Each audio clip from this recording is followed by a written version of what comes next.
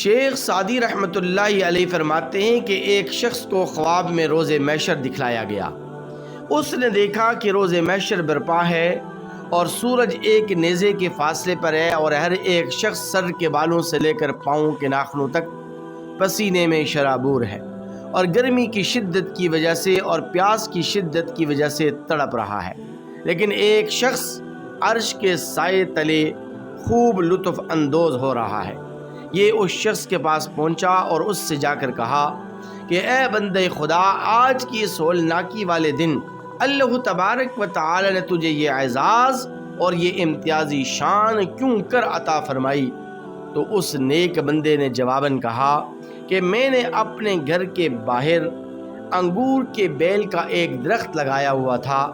ایک اللہ تبارک و تعالی کا نیک برگزیدہ مسافر آیا اور اس نے آ کے اس انگور کے درخت کے سائے میں تھوڑی دیر آرام کیا۔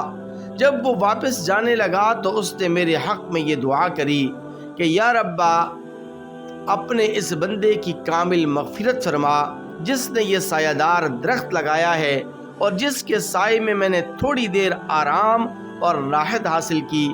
یا ربا، اپنے اس بندے کی کامل بخشش اور مغفرت فرما۔ دعا کی قبولیت کا وقت تھا۔ اللہ تبارک و تعالی نے میرے حق میں اس دعا کو قبول فرمایا اور آج یہ جو امتیازی مقام اور امتیازی شان تجھے نظر آ رہی ہے، یہ اسی سایہ دار درخت کا نتیجہ ہے۔